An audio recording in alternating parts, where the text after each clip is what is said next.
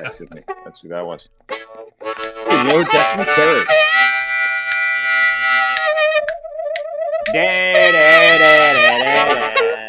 Hi, everybody. Nice to see you. Good to be back. Man, we got a busy day today. Pretty like Canada in our content. We like talk about Canadian things. Today we're going to be worldwide, which is really cool. Joining me as always, please welcome to the program Lochlin Cross. At Lochlin Cross on Twitter is where you can find him. He calls himself a content expert now. Do I? Yeah.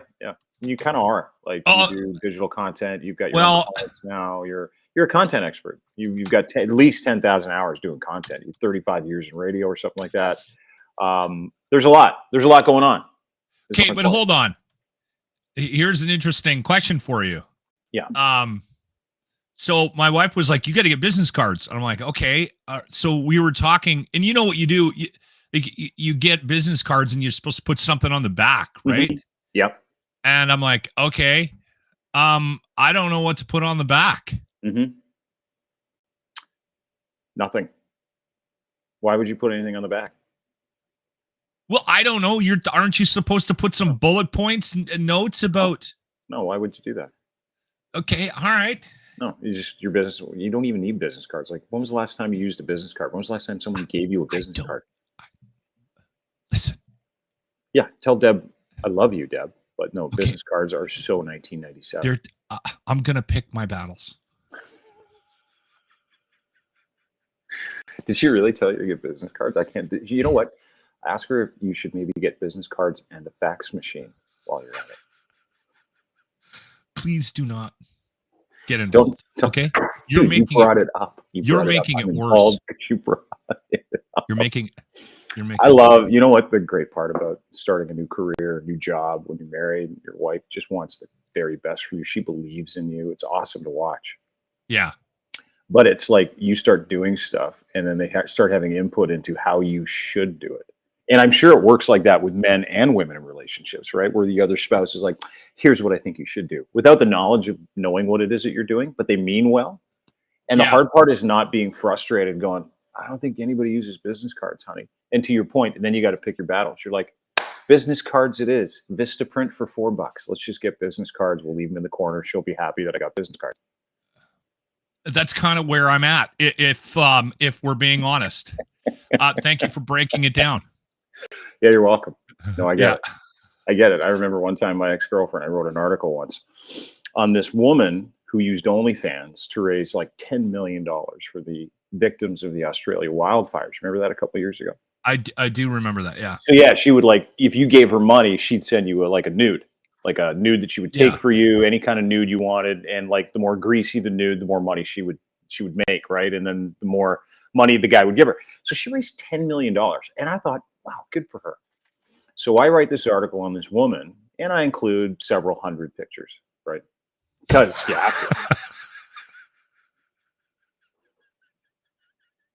It was a full day. Full day, yeah. There was a lot of cutting and pasting, a lot of screen grabs, a lot of embedding Instagram hot shots. Maybe did I enroll in her OnlyFans so I could get some of the good stuff? Yeah, did I? For sure I did. So my ex-girlfriend was like, listen, that's disgusting. You took the introductory membership. I did, $4.99.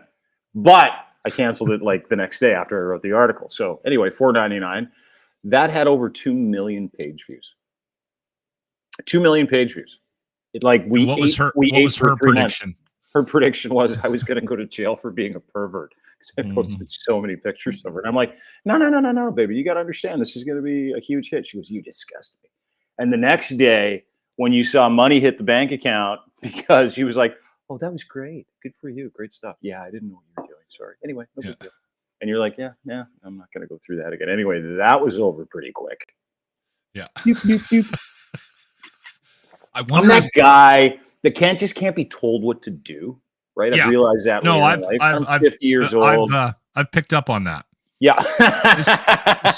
It's been an underlying theme. Yeah, dude.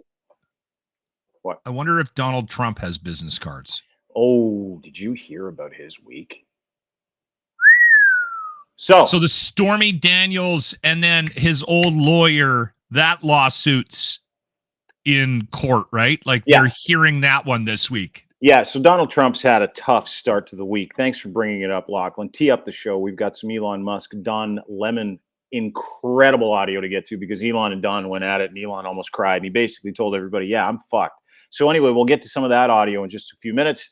We've got a couple of other things to get to as well. Donald Trump, we're going to get to that in just a minute too. But and Pornhub, they're canceling porn in different states because they're like, hey, listen, we don't want your driver's license. We don't want to invade your privacy. So Texas is out of porn.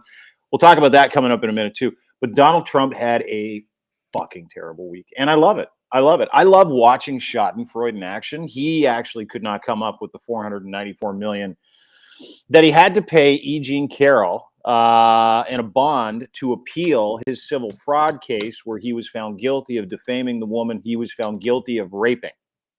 And he continued to defame her after he raped her for like 20, 30 years. And she continued to file lawsuits. She continued to win. And because Donald Trump didn't give a shit, and he's like, I'm a billionaire, bitch.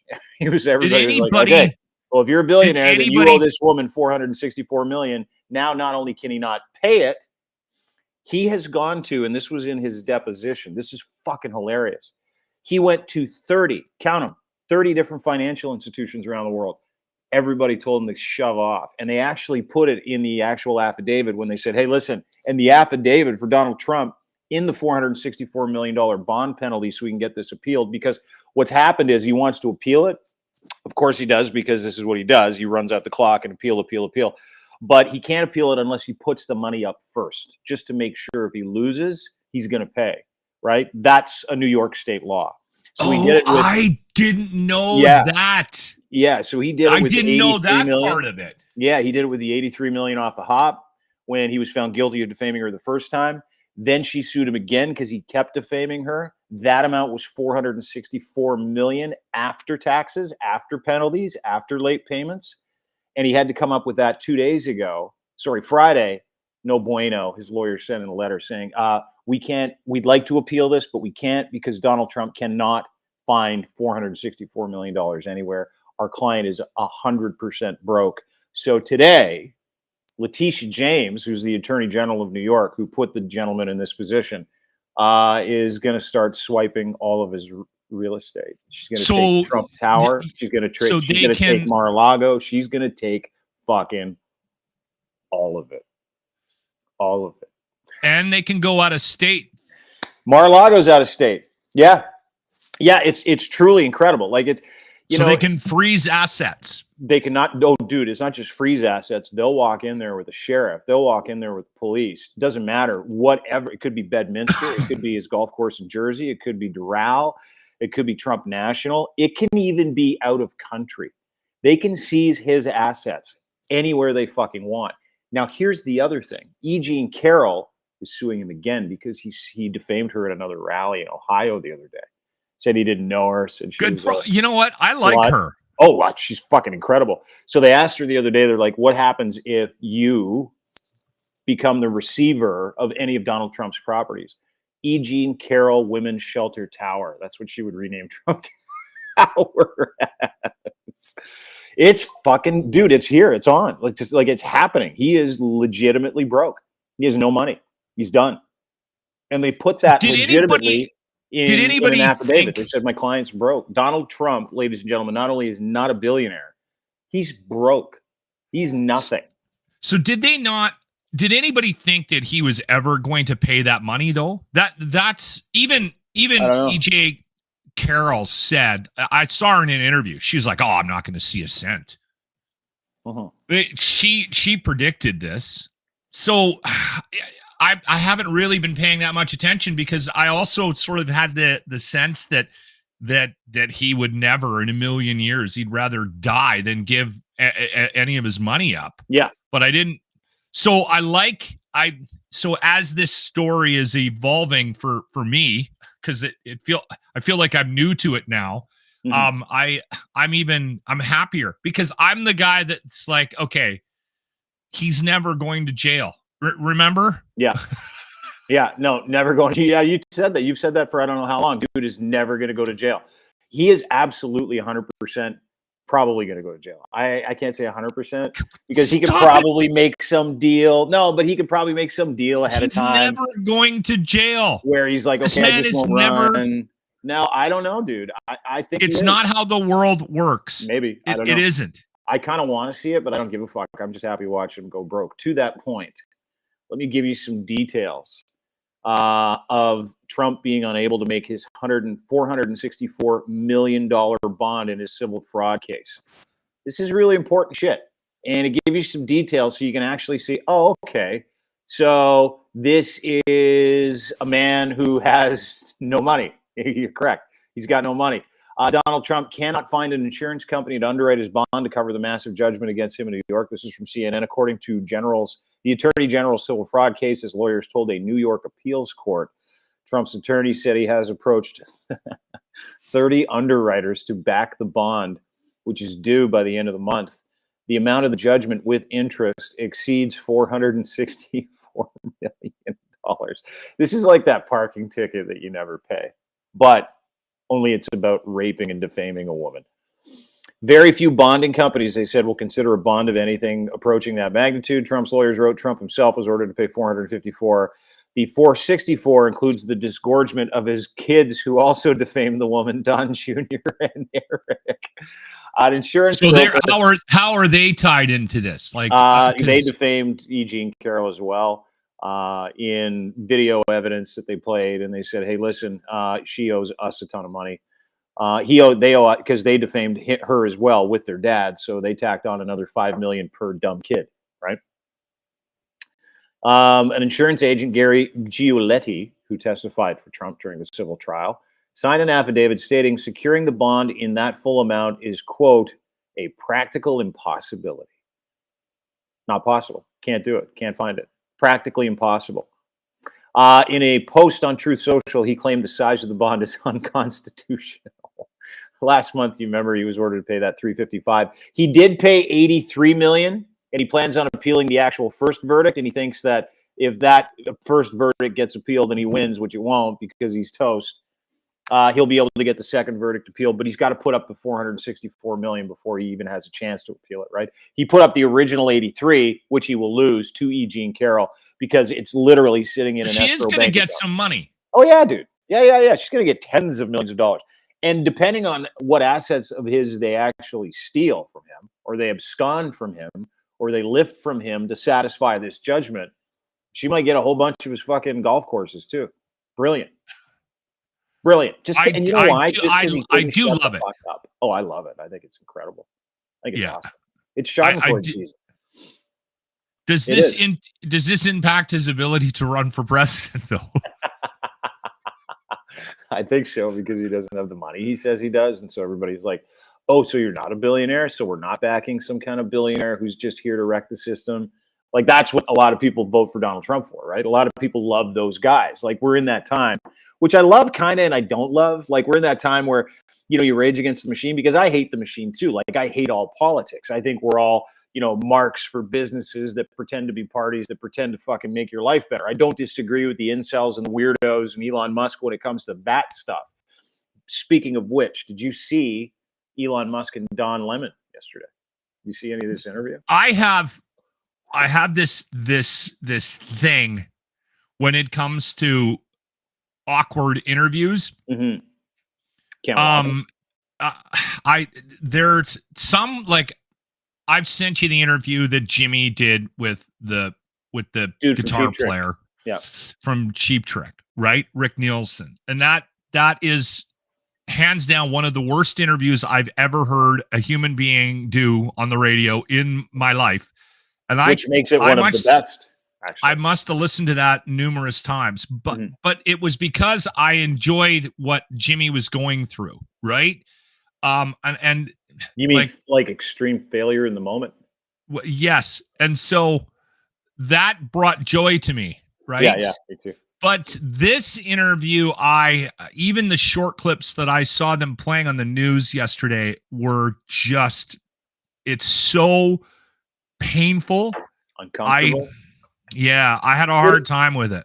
You see, and I'm the opposite. I'm that dude that likes to slow down for this kind of stuff. That it's like I got to watch all of it. I got to see how uncomfortable people are. I got to see what they're doing in the moment.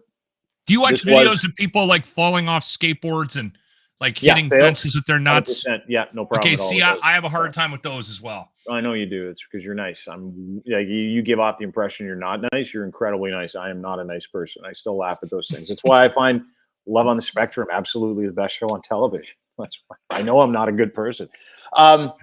So Don Lemon, and we talked about this last week, Don Lemon sat down with Elon Musk for an interview. Now, this was supposed to be his first interview as one of X's premier reporters. You know how Elon hired Tucker Carlson, right? Yes. And so he was trying to balance the waters. Yeah, he started to balance the waters. He's like, ooh, we do have a lot of crazy fuckers here. We got a lot of hate speech here. We got a lot of irresponsible assholes here. Ooh, we got a lot of Putin fans here. Yeah, maybe we need to bring over some gay black guy who has the ability to offer something up to the other side. That's really why he put Don Lemon on his network. So they signed a deal like 2 months ago, right? For a whole bunch of interviews and stuff. His first interview is going to be with Elon. It's going to be open. It's going to be honest. And this news of him working at X, like, literally flew over my head. I didn't even know it was happening until Don Lemon's like, have we got an interview for you with Elon Musk? And then the next day, Elon fires him before the interview even comes out. Well, the interview came out on Don's YouTube channel. It's all over X, and it is fucking awesome. It's not. It's not. No, it's not awesome. It's about an hour and 6 minutes. You go to Don Lemon on Twitter, and I'll give Elon a little bit of credit. He actually left it up. Like, he's the kind of guy that would torque all this, and he would burn it, and he would deboost replies, and he would deboost monetization. No, this shit is out there, and it's pretty far-ranging. And what I get out of this is his emotional state. But I want to get to a couple of these clips. Now, I don't know if anybody has ever asked Elon about the racist stuff on his platform and some of the racism that he deals with and some of the stuff that he purports. It's coming. And I do not like Don Lemon. I don't. I think he's one of those guys that's just fucking way out there on the left. Like, he's far, far, far too progressive for me. Where he's a little things to piss you use this off word all the time. He's a little performative. Yeah, he's performative with his. Why did he get shit canned from? Apparently, he's super diva. CNN. Yeah, apparently he's a super diva. He's moved to do the morning show. Yeah. And then he got moved to the morning show, and he's like, I don't like getting up in the morning. And they're like, do you want to talk about awkward? Did you see any of those morning show clips? Yeah, there was one of the worst television shows in history. He was just like he's like the angry progressive version of Elon Musk.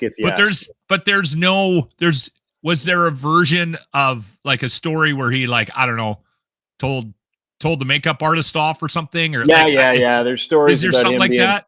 Being a dick to his co-host Caitlin Collins and Brianna Keeler, I guess. Yeah. There's lots of stories like that. But anyway, so who cares? It's just he's a dick too. He's one of those really lucky rich dicks. Like, he treats people like shit, and he thinks he's going to score, right? So he gets his job with Elon. Elon says, yeah, I'll give you $2 million a year to do that job. And then he's like, I'll give you a cyber truck. And then he's like, I'll give you a percentage of the platform. And now Don's like, okay, you fired me. I've still got this interview. You still owe me all that stuff. And the people at X, Elon and his friends, leaked what Don asked for with the Cybertruck and a share of the platform. And now he's getting his ass kicked online too. Right? The people think he's greedy, which he is. I mean, like, these guys are all greedy assholes. They're just trying to keep their place in greedy line. Anyway, here's the first clip. I want to play it for you. It's very awkward. This has to be the first time I've ever seen anybody challenge Elon on some of the racist content that he purports to put out and that he helps with. There's a handful of interviews. This is different. This is on a different scope, though. There's a handful of interviews where Elon, and I've seen them, where Elon Musk gets asked something he does not feel comfortable with. Yeah. And he shuts down. What's interesting about this, and I mean, obviously, this is 2 minutes of an hour-long interview. But what's interesting for me is that, anyway, play it, and I'll. Yeah, this is Don Don and Elon on racism. We've got 3 clips to play, so hang in there, settle in, grab your popcorn, grab your coffee. This is one of the great interviews. You can get all of this where we get your fine podcast, Dean Blundell Show on YouTube, Crier Media on YouTube, crier.co. Let's watch the first clip. This is Don, racism with Elon. Do you have any desire to understand what many people of color and even trans people, how they feel about this country and how they're treated in this country. If they say and they believe that they are treated a certain way in this country, why don't you believe them? You cannot have a situation where someone is a self-described victim, and they just get to be that because that's how they feel. I think that does happen in some cases, but not all cases. And I think that not understanding the history of the country, I think, is a real shame. Look, We should understand the history of the country and other countries. I've had incredible opportunities as a person of color. Right. But I've also been very well. But I've also been discriminated against, and I know that I have. And I know that that's real. And for someone to say that that isn't happening, I should just move forward and not think about that and ignore the past is insulting. I'm not saying it. Don, you keep putting words in my mouth. I'm not saying it. I didn't say that you said it. I'm saying that we want to. We as a country should move beyond the questions of race and gender, and we should treat people like individuals and base our opinions on them on the,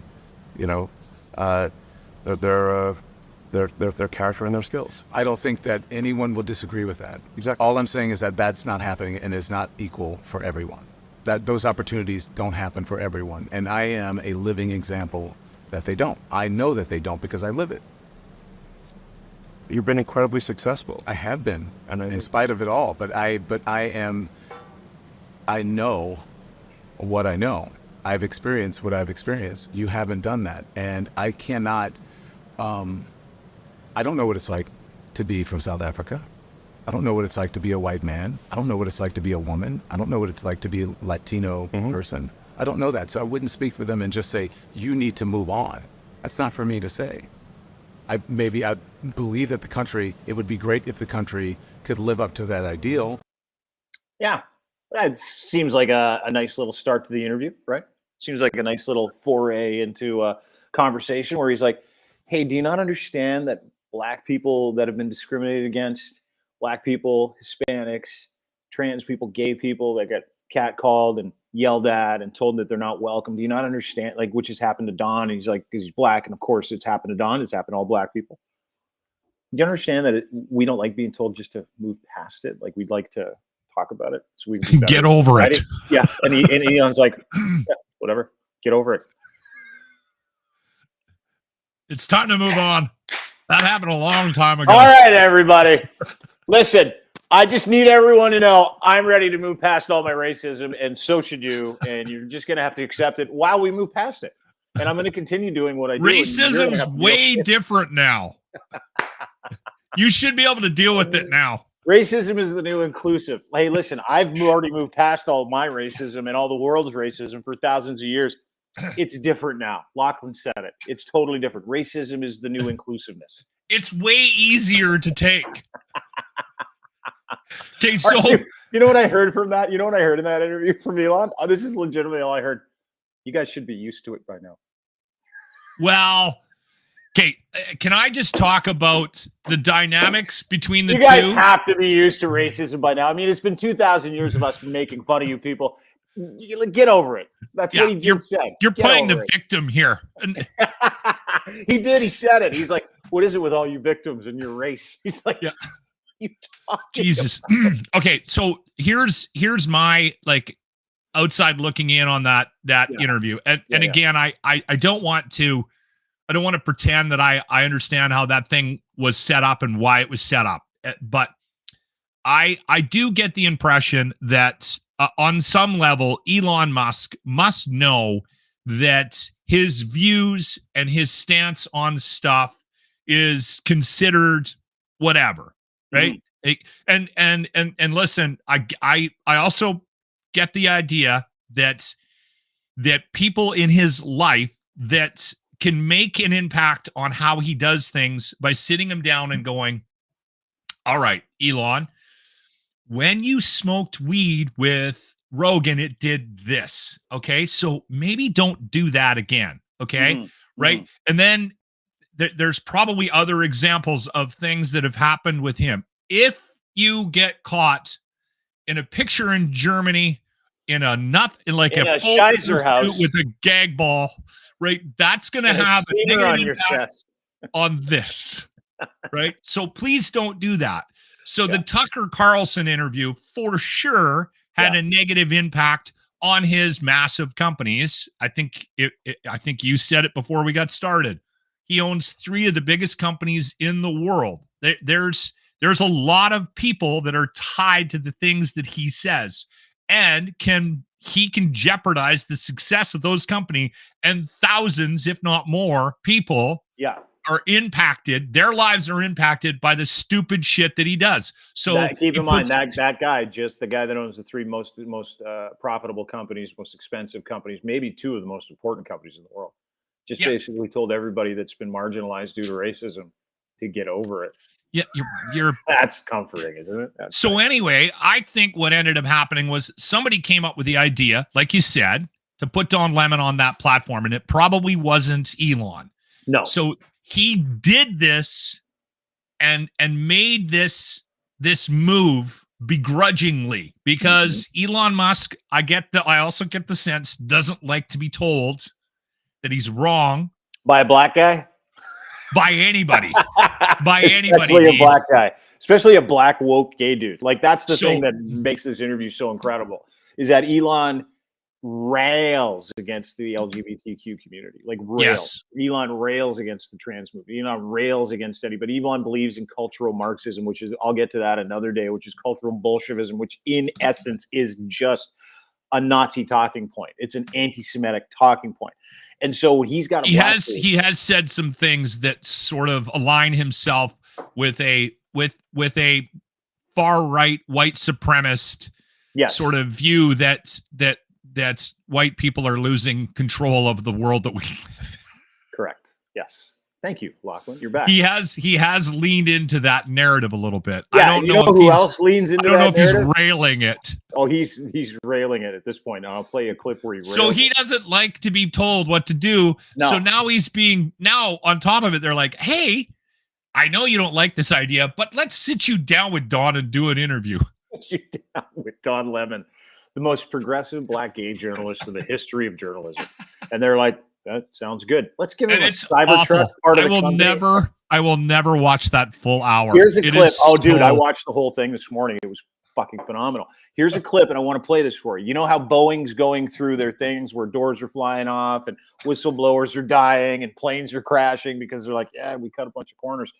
So Elon Musk has been tweeting for the past 72 hours incessantly about DEI, diversity, equity, and inclusion, and this old thing called affirmative action, diversity, equity, inclusion, meaning let's hire people with other colors. Let's make sure we're not just hiring white people.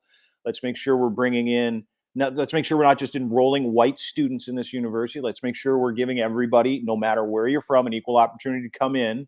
And he's of the belief. He's of the belief that affirmative the best action, people win.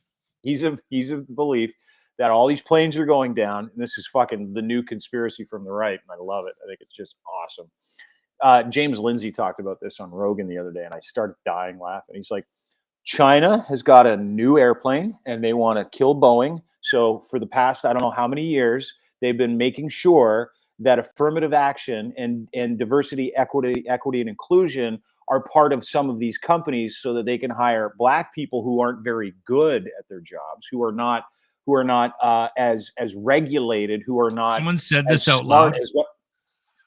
Ladies and gentlemen, here it is with Don Lemon and Elon Musk repeating those same things. And then I believe Don puts up a couple of tweets and says, hey, do you plan on taking these down? Watch this with me. My doctors have bad medical care. I'm trying to understand your logic here when it comes to DEI, because there's no actual evidence of what you're saying. No, I said, so if the standards, like let's say, I think that particular thing was referring to surgeons. Let's say surgeons is asked to, a surgeon in training is asked to do a series of operations under the supervision of a senior surgeon, and they get a bunch of those operations wrong. If that happens, and yet they are still approved to be a surgeon, the probability that someone will die, I think, at some point is high. Okay, I understand that, but that's a hypothetical. That doesn't mean it's happening. I didn't say it's happening. You didn't say it was happening. I said it will. I said if we lower standards, people will die. Do you get that part? Do you understand that? Do you understand Yeah. what he's saying there? He's saying that that diversity, equity, and inclusion, meaning this is the conspiracy in the alt-right arena. The Elon Musk, the James Lindsays, the Jordan Petersons, the Joe Rogans, all of those guys that he is deeply involved in. They are now peddling this conspiracy theory that diversity, equity, and inclusion, meaning giving everybody, no matter where they're from, equal opportunity, including in the medical profession, is bad because certain people of certain color need that lift because they're not as smart or as good as other people in the medical field. Like, I mean, it is as fucking plain as day there. They are gaining opportunities in the workforce based on this new initiative in North America. It's not a new initiative. It's like, it used to be called affirmative action.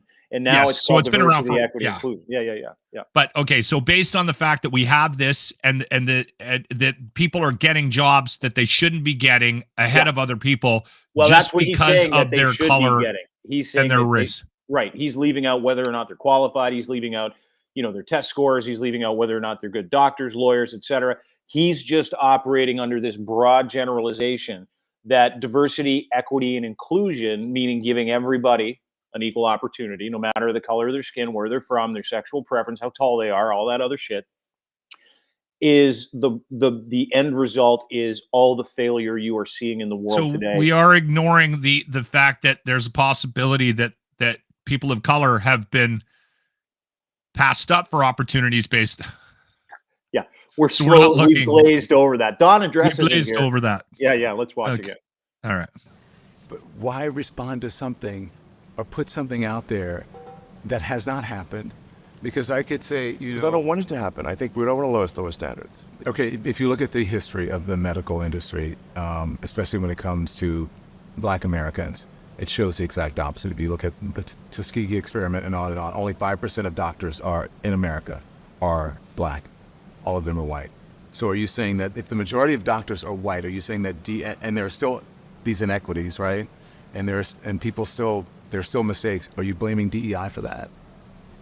No, I'm very basically saying that if we lower standards for what it takes to become a board-certified surgeon or an oncologist or something. Do you get that? You get that? He's automatically assuming that you lower standards for people of color. That's just his assumption. That I don't think that's happening, is it? If you make a mistake, causes someone to die, then more people will die than if we don't lower the standards. Therefore, we should not lower the standards. But why do you think they're lowering the standards for minority doctors or women doctors, or? That's what that's what that article suggested. Yes, at Duke University. Okay. The evidence that I have shows that that's not true. Okay. So listen, after the door blew off this mid-flight in this Alaskan Airlines, do you remember that? You responded to a post claiming that the average HBCU grad was less intelligent than the average airline pilot, and stated that it will take an airplane crashing and killing hundreds of people for them to change this crazy policy of DIE. I don't know if did you misspell it on purpose, which it should be DEI. Do you believe that women and minority pilots are inherently less intelligent and less skilled than white male pilots? No, I'm just saying that we should not lower the standards for them. Okay. Can I say this? Yeah. He is trying to wheel him down a path. Oh yeah. No, he's got his like divining arrows, like those losers that look for water with two sticks. Yeah. He's literally divining him into like. But he brings up a good point. I'm not defending Elon Musk, but no. I mean, you come see on. What Don's trying to do. He's good at it. Right? Don, and shoehorn him into the woke, like, hey, what's your problem bullshit, right?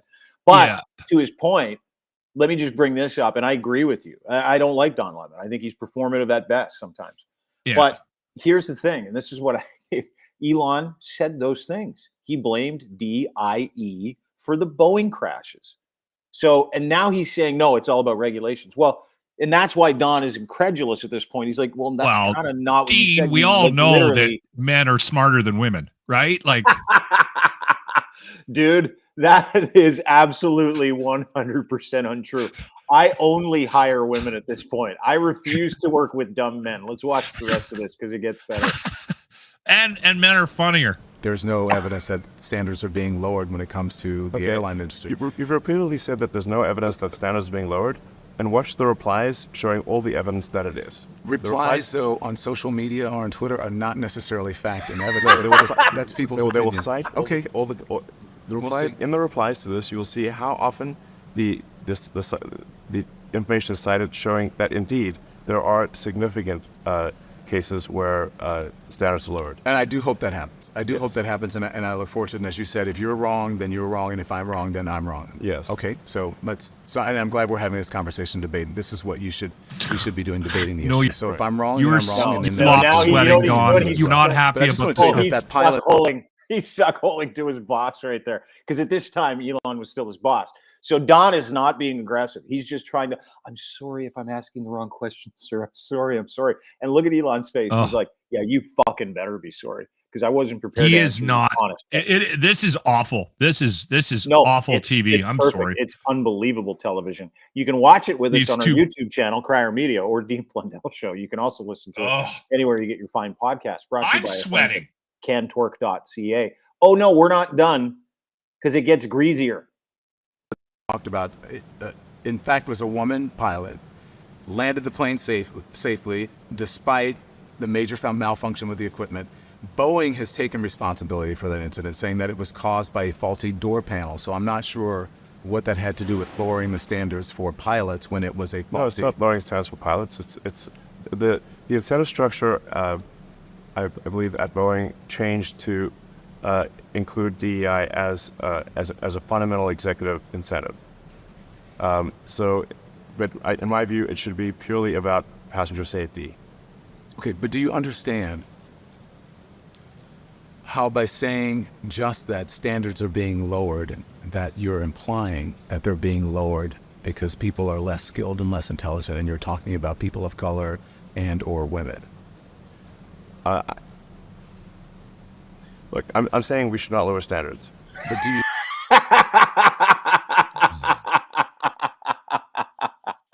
Yeah. Oh, he's in the corner. You've all been in those conversations. We've all had those, right? Where you go into your boss's office or you're on the hot seat and you know that you've done something wrong, and all the people know that you've done something wrong, and they're asking you these questions Socratically. Like, do you know? Do you understand this? Do you get this? And he's like, it's about something else. We've all been in those meetings. I've been that guy. I've been Elon Musk. I've been on the hot seat where it's like, I can only tell you that you're wrong. I can only tell you that I don't agree with you. And that has to be a good enough answer, but it's still not a good enough answer, right? Because we have literally thousands of receipts of him saying black people, women, trans people, they're not as good as white men at anything. So, I mean, it's incredible. It's incredible to watch. I want to get to one more clip. Hang on a second. I want to get to one more clip. And the clip that I have is, I think it's the definitive clip from this interview in Elon. And it's one of those. This is towards the end, right? Yeah. And they get a little hot with each other. They get a little, and it's 2 minutes and 56 seconds. So bear with me. I'm going to play the whole thing because it is awesome. Both of them are not good at conflict. Like, no, not at all. Like Elon gets all emotionally triggered. Like I'd be able to sit in this interview. I'd be able to sit in that interview across from him. Now, I wouldn't then. And be able to conduct an interview calmly, squarely, asking him questions. Yeah, me too. But Don can't. I don't know if he's been out of the game for a long time, but Don can't. And Elon is like nervous system overload. You can see him in this next clip. Look how red he is. Not only get angry, but basically tell Don, you're on the fucking clock now. You've asked me too many personal questions, and I'm tired of it. This question has to do with him destroying Twitter's value to the tune of $30 billion over the past couple of years. Don said, hey, you own it. Is this not your responsibility? Ooh, wrong question. Wrong. So you said if they kill the company, it's them. But doesn't the buck stop with you? I mean, you're on. I have to say, choose your question carefully. There's 5 minutes left. Okay, so is this the question you want to ask? The same question is, you said that they are killing the company, but you're the head of the company. The buck doesn't stop with you? Yeah. I acquired X in order to preserve freedom of speech in America, the First Amendment. He's got his talking points. And I'm going to stick to that. Mm-hmm. And if that means making less money, so be it. Oh, he's a hero now. So I have to be, listen, I'm just being honest, right? I'm not trying to, like, get you or anything. Yeah, you are. I was just surprised that you would blame both other as people guilty. for killing the company. I mean, when you say the buck stops with the president of the United States, regardless of what happens, right? So, why would that question upset you? You seem upset by it, are you? I think And I'm not trying to upset you. Well, you are upsetting me because the way you're phrasing the questions, I think, is not cogent. It's not what? Not cogent. Cogent. Yes. Go ahead.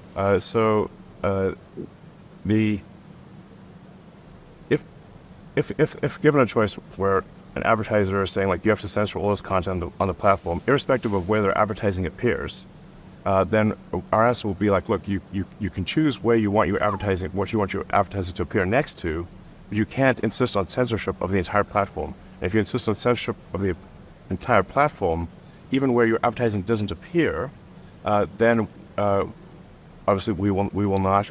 Oh my God. It's want awesome. them as an advertiser. So what would you It's say not. to advertisers Your idea of who have left the awesomeness. platform or Awesome. who I'm are worried about you, considering Dean. coming back or not coming back? What would you like to say to them?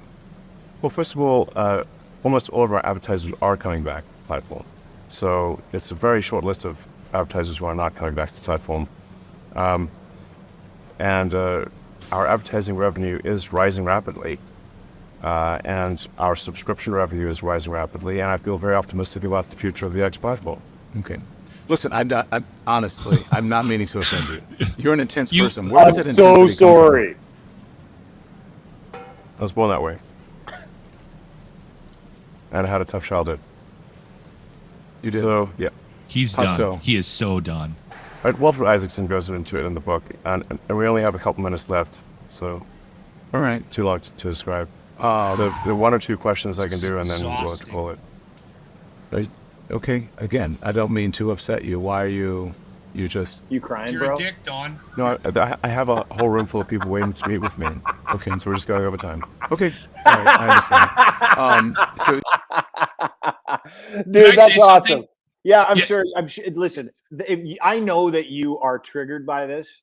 Yeah, I'm very bothered by it. Watching the world's richest lunatic not be able to control his emotions, not be able to actually have a conversation, revert back to talking points, and still get angry.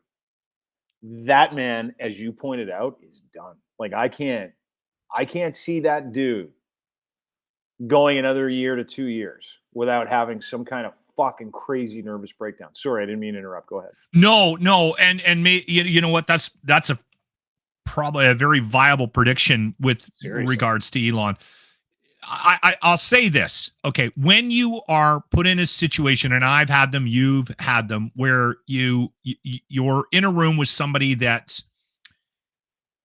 you don't necessarily agree with. I think your strategy isn't to hang this person out to dry, which what Don did. And I think that Don, if you and I were interviewing Elon Musk, we would have handled that very differently. I think we would have given him an opportunity to express his point.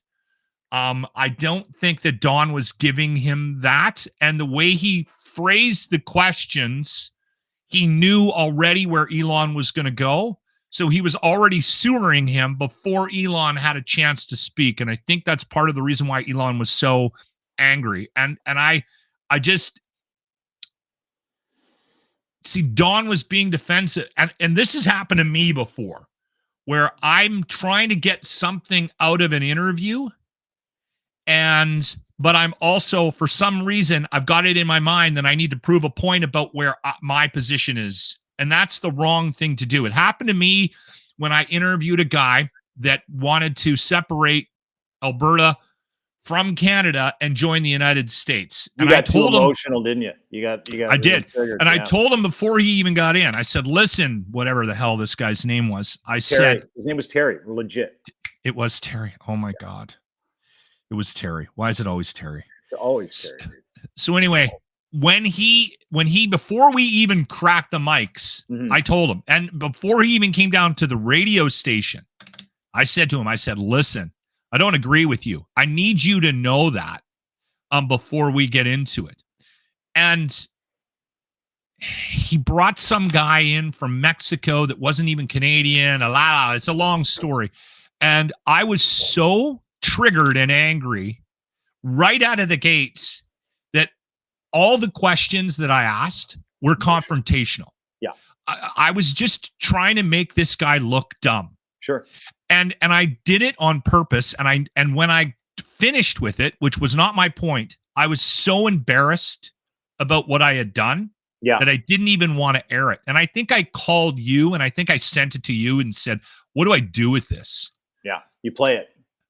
And I was like, no, I can't. But that's the issue. You know how many people have that issue in those moments where you think that conflict could happen or something to go sideways, as opposed to just letting it play out and watching it and using what someone does to your benefit. Like that's what Don tried to do. You could see it in the interview. And now I am no interview master, although I'm not bad at it. I can tell you that if you go into an interview, you go into like anything where you think there's going to be conflict, and you go into an interview like that, like if you're Don Lemon or if you're Elon Musk, where your temperature is here before you even start asking those questions, everything's going to be defensive. You're going to go back to talking points, and you're going to make yourself look like a fucking moron. You're going to look like an emotional idiot. You're going to sit there and everybody's going to. Don screwed that interview up. I don't think that's the thing. I think he did. I know what he was trying to do. He was trying to shoehorn him into certain things, but the evidence is there for the shoehorning. Like you could actually ask him. Anybody should be asking him these questions, and these are kind of the questions I would ask him. But I wouldn't ask him like that. I wouldn't go, I'm so sorry to ask this question. I'm so sorry. I would just say, hey, dude, tell me about this. Like, how do you arrive at DEI? Exactly. How do you arrive at Boeing? How do you arrive at affirmative action? Tell me how you got there. And then you can have that conversation. But that, to your point, isn't what Don was doing. But those questions are legitimate questions. Now, last clip I want to play for you. Oh, good. There's another one. There's one more. Yeah, I was really hoping when we finished the last one, I was like, oh, I really hope Dean has a fourth clip. I do. Yeah. This one is even more uncomfortable because, as you know, Elon has been very public about his ketamine use, right? And how much he likes to party. He says it helps him instead of using. Hold on. Ketamine is also used for depression. Totally. Says he uses it for negative thought things in his brain, which he now admits is depression. And listen, I am a big proponent of mushrooms, ketamine, LSD. Yeah. I don't use it. I don't do it, but I get it as alternative therapy, and it is legitimate. So PTSD especially. But he's the guy that's been singing about ketamine. Like he's the guy that's been talking about how he loves doing ketamine. It's a lot of fun. I go to parties on ketamine. I take ketamine for therapeutic reasons as well, and it really helps me. And I like when he was talking about it before, I thought, oh, he's got a prescription for it. And he might not. I don't know. I don't know his ketamine use, but he was asked about it and he got triggered again. I don't think there was anything once they got that far into that interview though, which was about 3 minutes already. I don't think there was any hope of redemption on either. Like again, and I listen, my take on this, I'd only seen a couple of clips. Yeah. And now that you've shown me more of this, like Don needs to own a lot of what happened here. And I bet you he does. Cause I know Don, he's a smart guy. But dude, here's the thing is all of these questions, the entire interview was vetted. But it's how he framed them.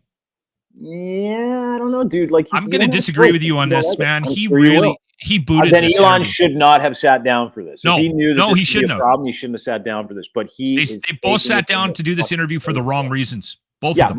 money, and reputation. That's it. There was absolutely everything was wrong. Yeah. Anyway, this is a clip about Elon and Don, and Don's like, "So, do you tweet on ketamine, fella? Do you tweet?" But you've admitted that you have a ketamine prescription. Yeah. What's that for? Well, I mean, it's pretty private to ask somebody about a medical prescription, you know. But I think it's something I'd say. Like, there are times when I have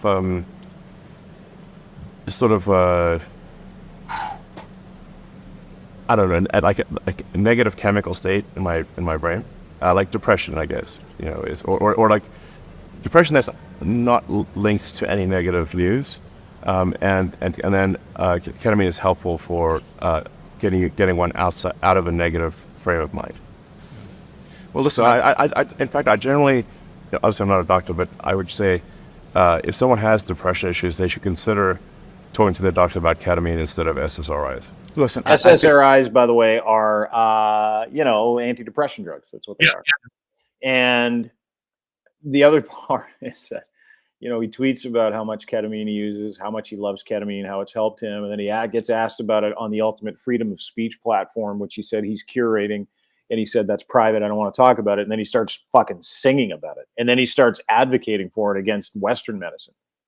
Like, dude is not normal. That's not normal. I will say, can I, before you start the clip back again, Dean? Yeah. I have heard, and I don't know anything about it, but I have heard proponents of ketamine for the use of depression. Sure. From multiple people. You know what? One of my favorite neuroscientists is studies the same philosophy I do, Stoicism. His name's Sam Harris, and he's a big psychedelics fan. But he's also a works fan. I think that they both come hand in hand, right? Like you do the psychology, the psychiatry, the counseling, you do the perspective stuff, you do the work of CBT, but you can also rewire your brain at the same time and be honest in those things with ketamine, LSD, or mushrooms in some cases. Like that's what the studies are showing. I don't have a problem with his ketamine use. But you can I have also a problem with him talking about his ketamine use ad nauseum, then getting asked about it in an interview, and then being all pissy about it, and then singing about it. Yeah, totally, I think it's hypocritical. Yeah, you're right. Yeah. that ketamine and drug therapy is increasingly becoming more in the mainstream. Yeah. Do you think you're doing it under a doctor's care, right? Yeah. Literally a prescription from a real doctor, not like, Yeah. But do you feel like you ever abuse it? I don't think so. If you use too much ketamine, you can't really get work done. So I have a lot of work. So I'm typically putting in 16-hour days. That's normal for me. And it's rare for me to even take off a weekend day. So I don't really have a situation where I can be not mentally acute for an extended period of time. Like I can't really get wasted because I can't get my work done. So how often do you take it? Well, it'd be like a small amount once every other week or something like that. There you go. That's probably not true, but whatever. I mean, who cares? Who cares if he does ketamine? That's my point. He gets all pissy about the whole thing. Anyway, but again, I think that there's so much wrong with that whole interview and I just want to be careful because if you are dealing with depression, listen, Elon Musk he's got to stop trying to be a spokesperson for anything. Like it's the wrong thing for that man to do. Like, why can't he be like all the other billionaires and just hide in the corners and then think they're doing all these things?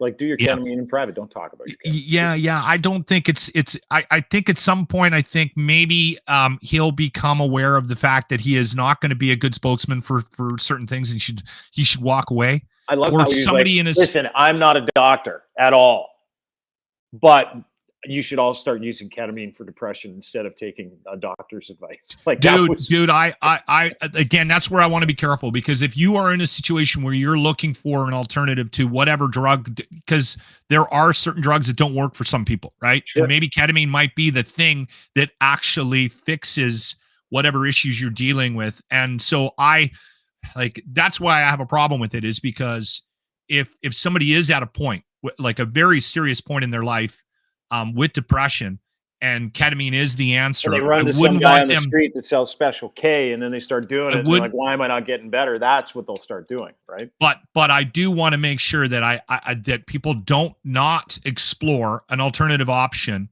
if it is something they should be exploring because of an interview that Don Lemon did with Elon Musk, right?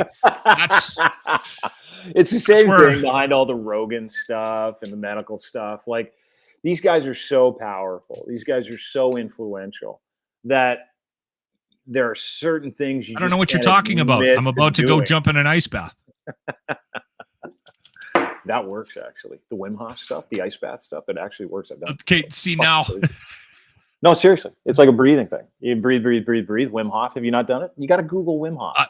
Then you go sit in an ice bath and you're like, why am I not freezing to death?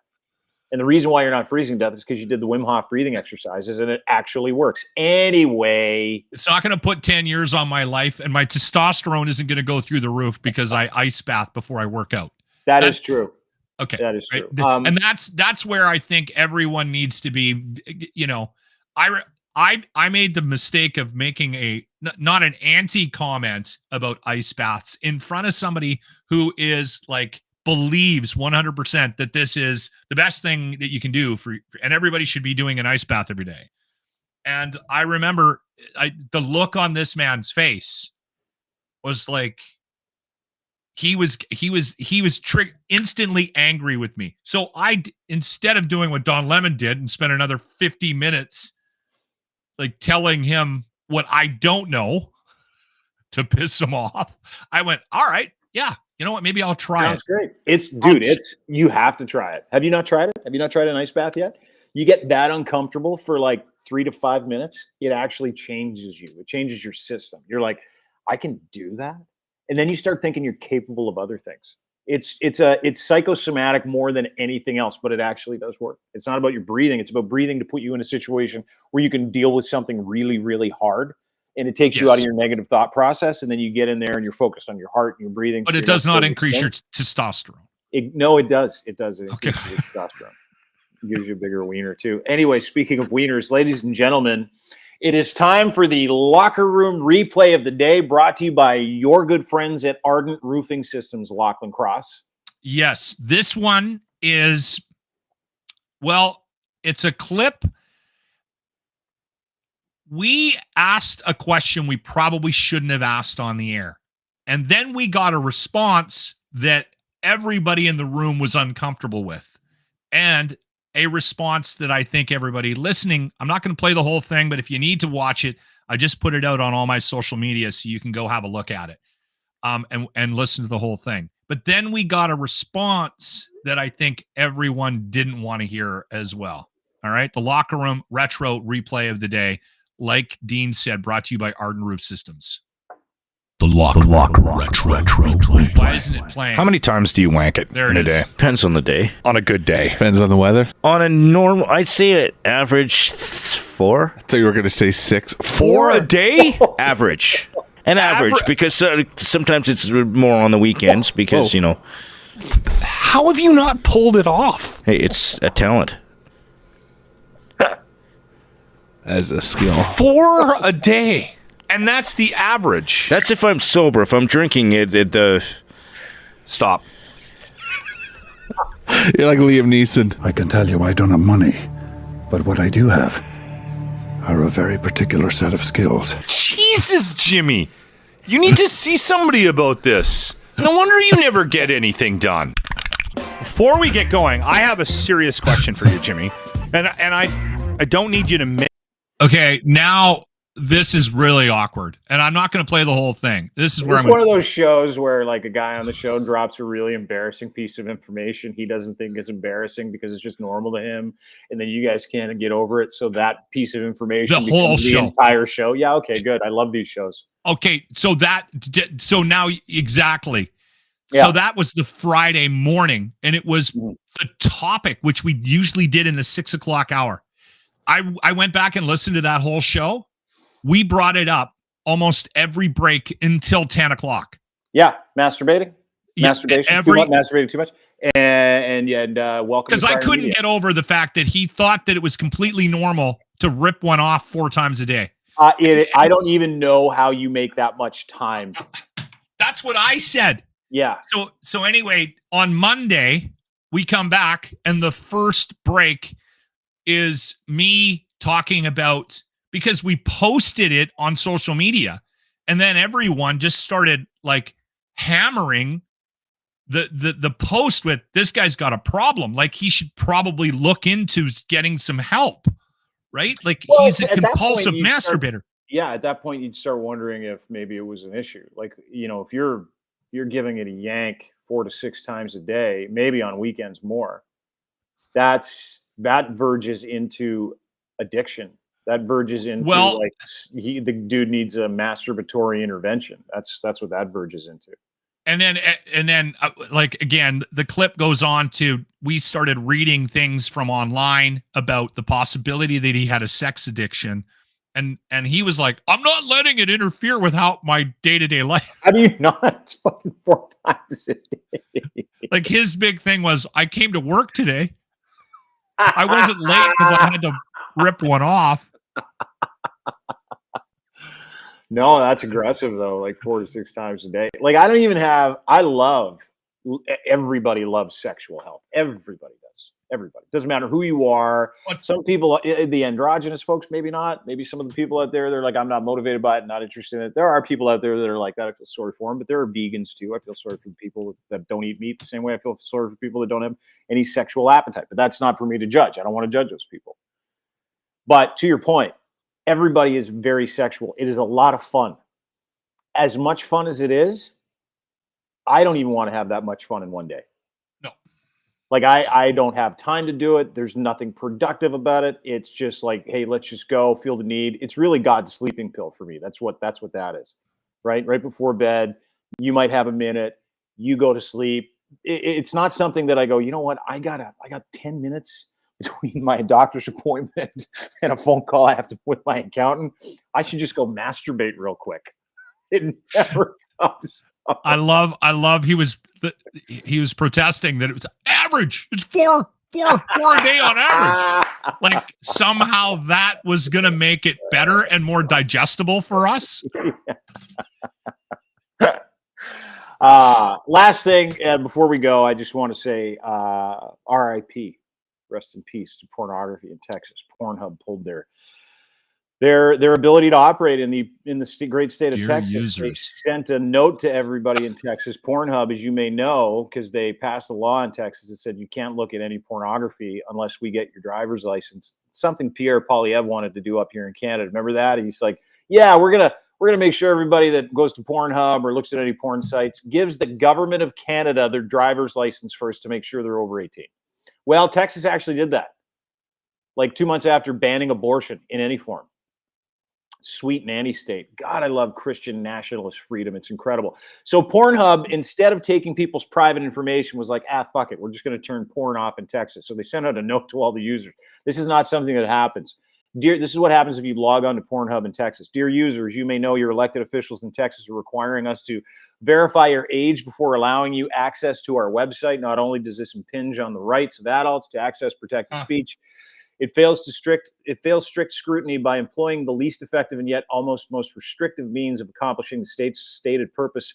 Texas's stated purpose of allegedly protecting minors while safety and compliance are at the forefront of our mission. Providing identification every time you want to visit an adult platform is not an effective solution for protecting users online, and in fact will put minors and your privacy at risk because you're handing over your driver's license and all your personal information to a third-party advertiser. So, which is in this case the state of Texas. Which is, kind of a anti-freedom thing, no? No, it's 100% anti-freedom. They've taken the freedom of surfing the net for porn away from people in Texas. Very, very free state. It's the freest country in the world.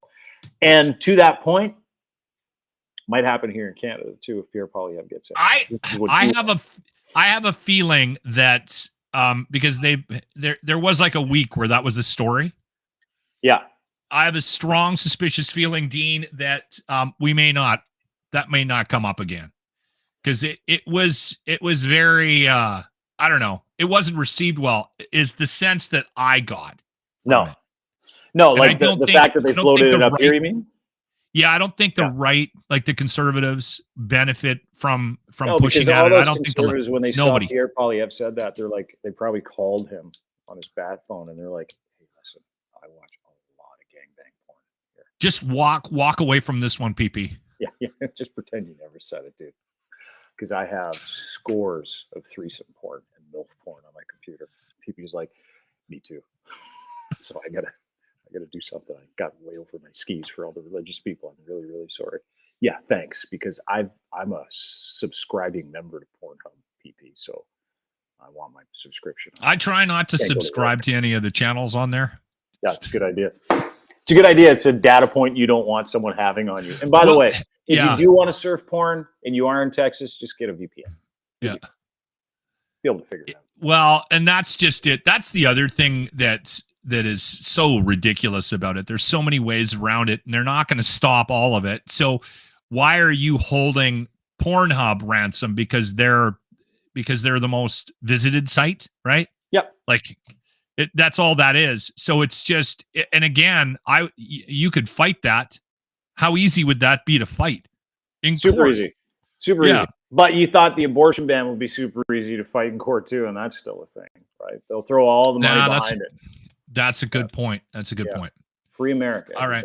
Thanks a lot. Great to see you, Lochlin Cross. At Lochlin Cross on Twitter is where you can find him. He is also at Crier Media. Check him out there. You can also subscribe to the Locker Room webpage, so you can get all the old Locker Room stuff. You can get all the current stuff as well.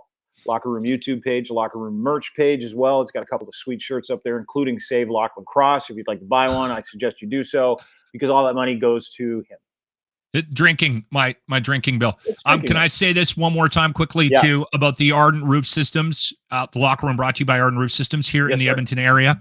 Yep. If you need your roof done or you got repairs or something that happened over the winter, give Stacy and the guys a call and the gang a call. But they've got the golf tournament coming up on July 5th, which is a Friday at the Ranch Golf and Country Club. If you're looking for any information about this, go to the webpage, ardentroofsystems.com. I'll be hosting it. We're trying to talk Dean into coming out to play.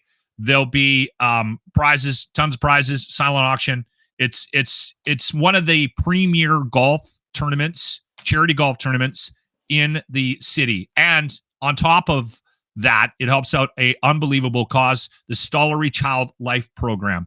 And actually, next week, we got Stacy coming on the show on Friday, so we'll chat with him about it. But next week, Dean, Stacy and I are going down to the Stollery to actually do an interview with representatives from the hospital. And also, we're also going to show everyone what the money that he has raised over the last 5 years has gone towards. Yeah, so this is cool. It's a big golf tournament he does every year, premier golf tournament in the city of Edmonton, Ardent Roof Systems Golf Tournament, and it's for Stollery Children's Hospital Life Experience, as you said, or Life. It's Child Life Program is what Child it's Life Program. Stollery they made Child a Life beach. They made like a little beach inside the hospital for the kids, so they can I haven't seen it. Kick around the sand. This is what he does.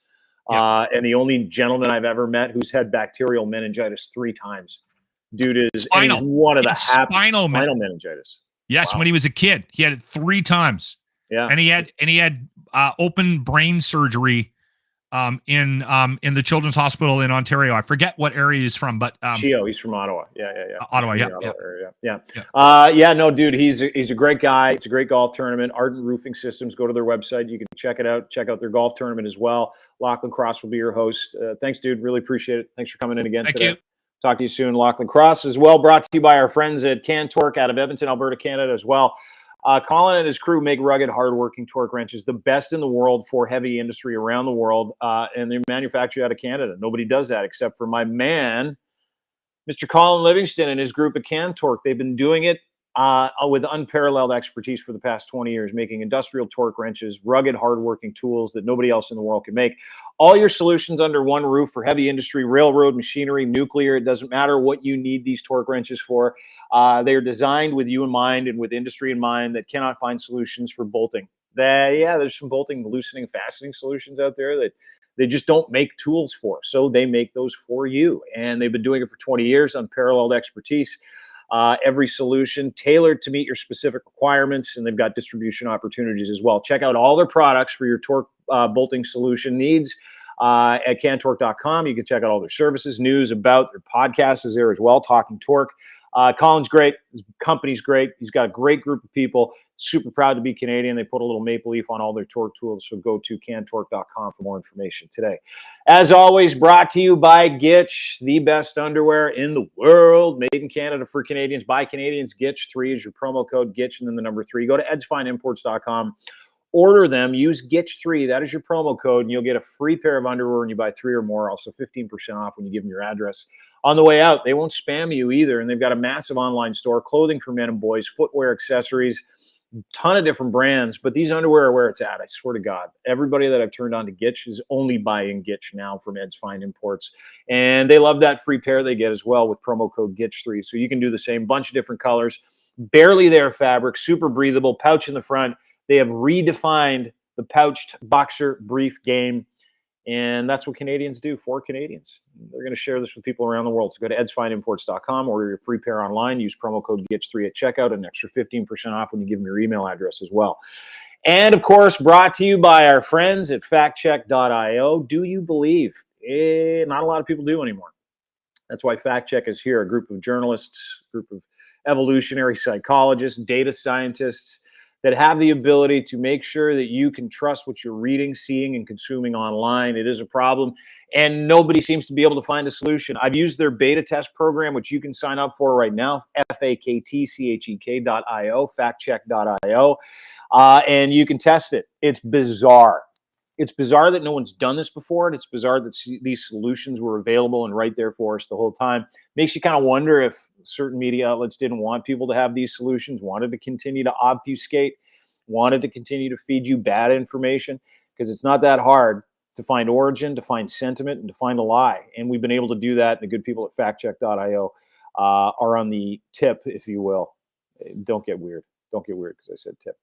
But they're vanguards of information and disinformation. Fact Check is a disinformation killer. Social media, URLs, pictures, videos. It's the Shazam of fact checking. So check them out today. Join their beta testing program. Become a verified fact checker before they launch their software, which is all ready to go. Factcheck.io. Faktchek.io. Have a great day, everybody.